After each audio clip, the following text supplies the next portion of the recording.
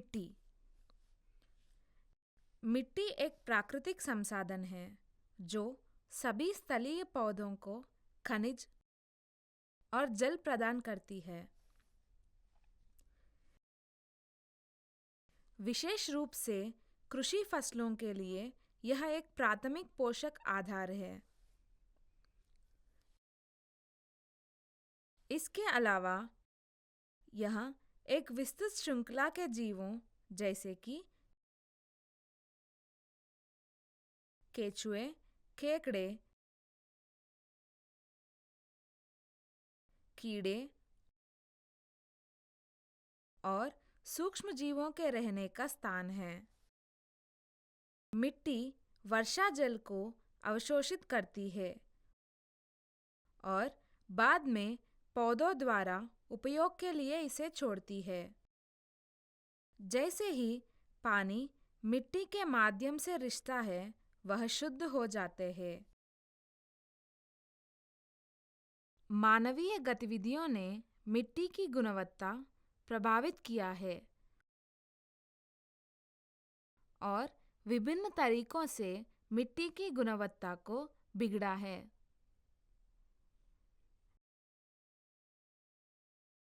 मिट्टी का लवणीकरण तब होता है जब जल स्तर में वृद्धि होती है। जब मिट्टी में पानी को जोड़ा जाता है, जो मिट्टी से उपयोग की दर से अधिक होता है। लवण प्रदूषण उर्वरता को कम करता है और चरम मामले में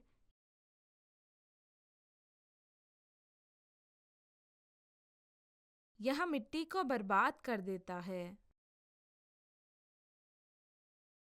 जल भराव और लवणीकरण एक अन्य गंभीर समस्या के मुख्य कारण हैं।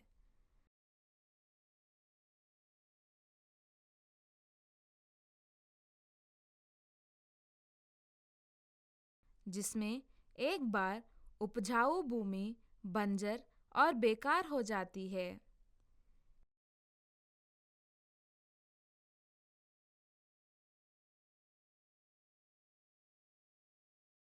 इसे मरुस्थलीकरण कहते हैं।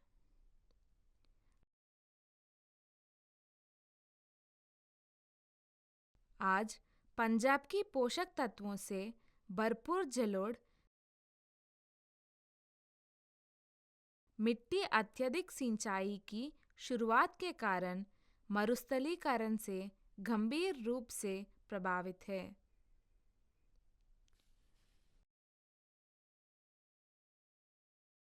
इसके अलावा रासायनिक उर्वरकों के उपयोग से भी मिट्टी प्रदूषण का गंभीर कारण रहा है।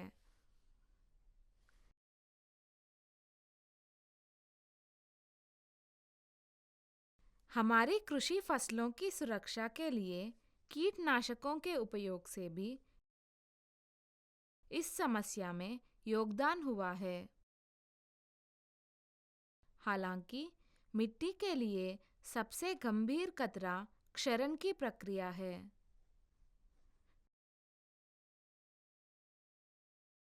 वनों की कटाई और अधिक चराई जैसी गतिविधियों के कारण शीर्ष मिट्टी उजागर हो रही है।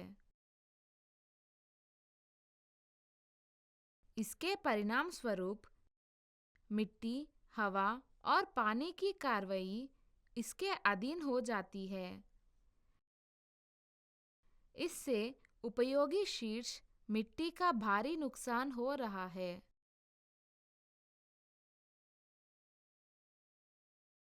मिट्टी का निर्माण एक प्राकृतिक प्रक्रिया के माध्यम से होता है, जिसे चट्टानों का मौसमीकरण कहा जाता है। जिस दर से मिट्टी का निर्माण होता है, उसकी तुलना में मिट्टी अपरदन की दर बहुत कम है।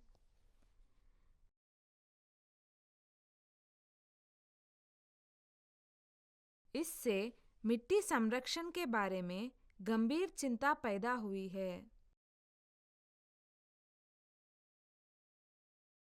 मिट्टी का संरक्षण अब किसी भी संरक्षण योजना का एक अभिन्न अंग बन गया है।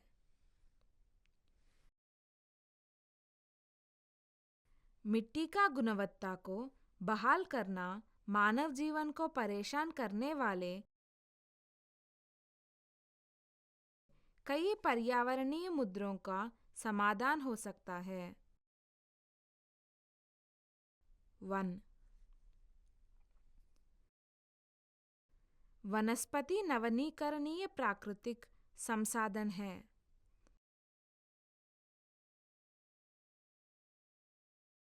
जिनका पर्यावरण में अनगिनत योगदान है। वनस्पति जल चक्र को बनाए रखते हैं। वे वन्य जीवों के लिए एक आवास प्रदान करते हैं।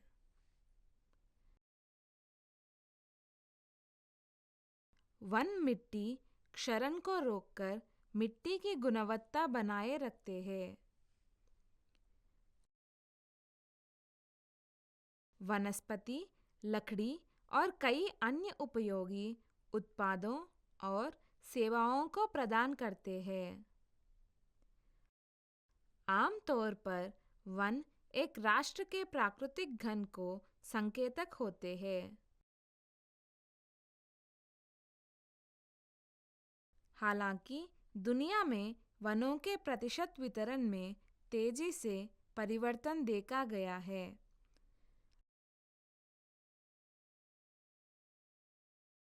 अब अनुमान है कि विश्व के मूल वनों का 20% मूल वन अक्षम और अविनाशित रह गए हैं।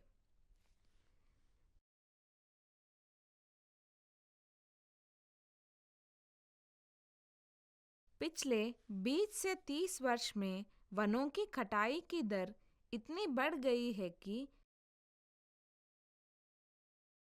आज हम कई पर्यावरणीय समस्याओं का सामना कर रहे हैं।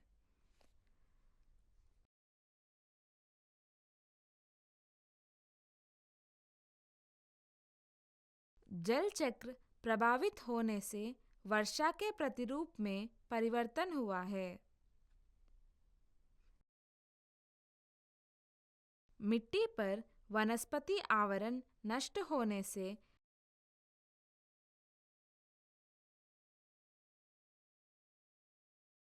मिट्टी के कटाव की दर बढ़ गई है। अब वनों को वनीकरण जैसी गतिविधियों के माध्यम में पुनर्स्थापित करना आवश्यक है।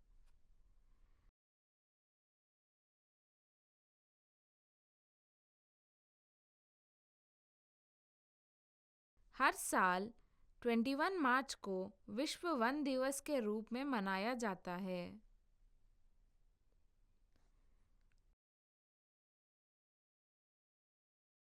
वन्य जीवन। वन्य जीवन शब्द का उपयोग जंगली पौधों, समुद्रों और महासागरों में रहने वाले जीवों के बीच प्रजातियों की विविधता का वर्णन करने के लिए किया जाता है। मानव गतिविधियां जैसे कि शिकार, अवैध शिकार और कब्जा ने वन्य जीवन को गंभीर रूप से प्रभावित किया है, जिससे कई मूल्यवान प्रजातियों का विलुप्त होना हुआ है। शिकार, अवैध शिकार और कब्जा करने जैसी मानवीय गतिविधियों ने वन्यजीवों को बुरी तरह प्रभावित किया है।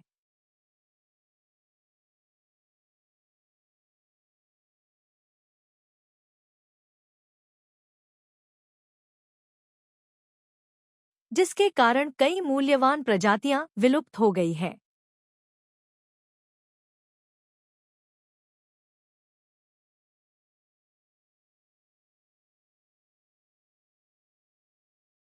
कई प्रजातियां निकट भविष्य में विलुप्त होने के खतरे का सामना कर रहे हैं।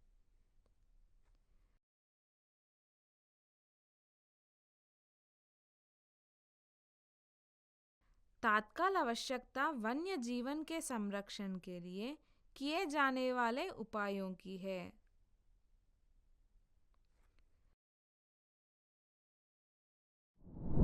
यह वर्तमान और निकट भविष्य की महत्वपूर्ण चुनौतियों में से एक है।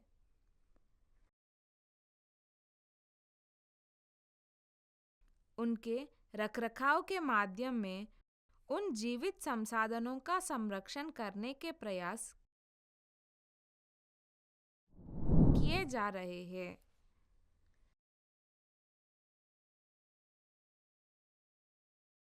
राष्ट्रीय उद्यान,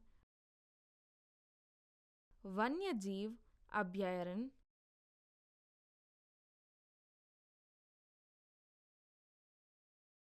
और पक्षी अभयारण्य ऐसे संरक्षण उपायों के उदाहरण हैं।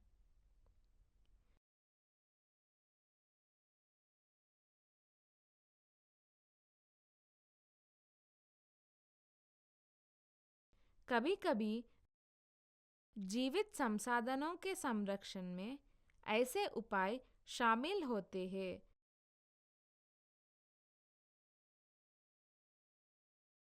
जहां नमूना आबादी को चिड़ियाघरों, वनस्पति उद्यानों और अन्य मानव निर्मित स्थितियों में संरक्षित किया जाता है। इसमें बीज बैंकों, जीन बैंकों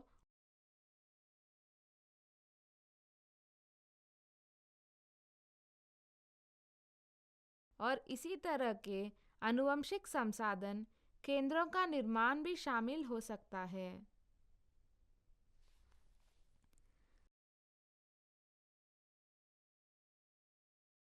जीवाश्म ईंधन,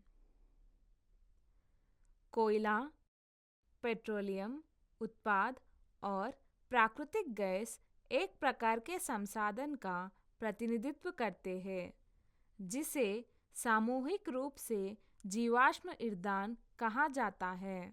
वे हरे पौधों की प्रकाश संश्लेषण गतिविधि का परिणाम है जो लाखों साल पहले अस्तित्व में थे।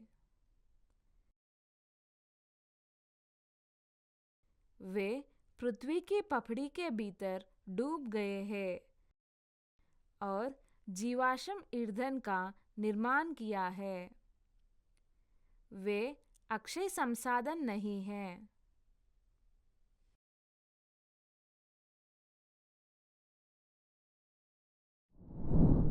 उनकी खपत को कम करने संभव नहीं है, जो बहुत अधिक है, और इसलिए हम उनके पूर्ण समाप्ति को निकट भविष्य में देखते हैं।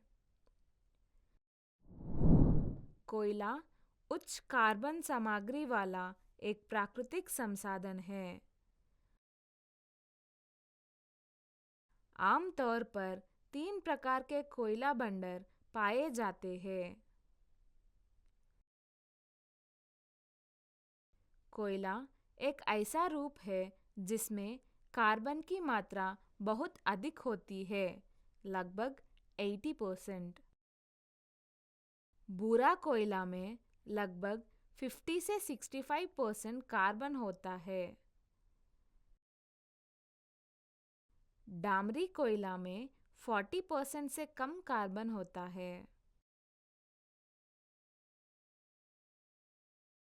पेट्रोल, डीजल, मिट्टी का तेल, स्नेहक तेल और नेफ्था पेट्रोलियम उत्पादों के विभिन्न रूपों का प्रतिनिधित्व करते हैं।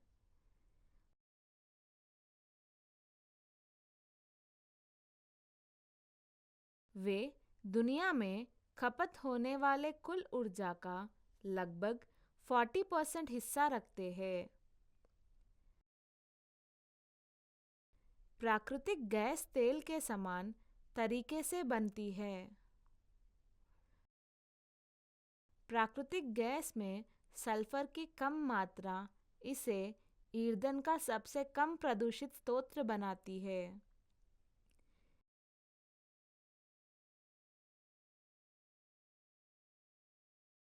एक बार जब हमने इन जीवाश्म ईंधनों की खोज की, तो हमने उपयोग बढ़ती दर से करना शुरू कर दिया। 1859 और 1969 के बीच जीवाश्म ईंधन से इन तेलों के कुल 227 बिलियन बैरल, मतलब एक barrel is equal to 159 litre निकाले गए थे।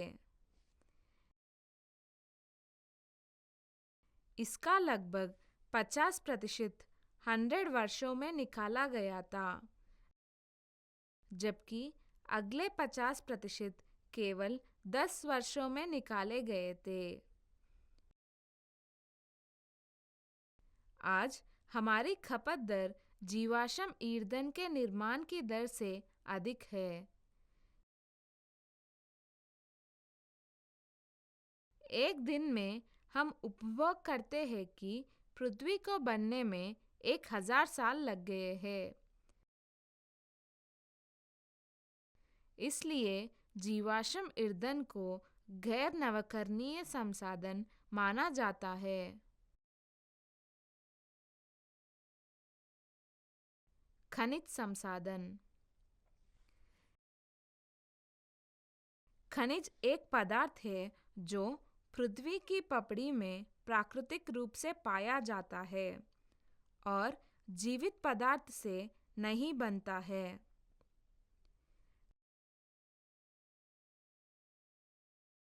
खनिज पृथ्वी की भूमिगत प्रक्रियाओं के कारण लाखों वर्षों में बनते हैं और वे भी अक्षय संसाधन हैं।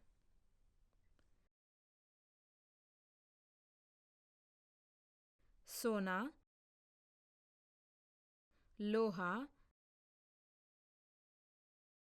तांबा, एल्युमिनियम जैसी धातुओं और पत्थर,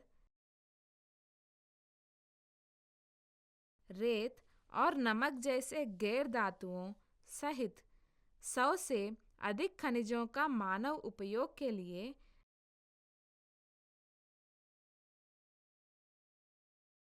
निष्करण और प्रसंस्करण किया जाता है।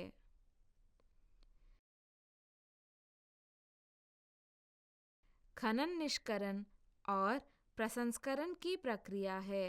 हाल के वर्षों में खनन अधिक तीव्र और व्यापक हो गया है, जिससे गंभीर पर्यावरणीय क्षरण हो रहा है।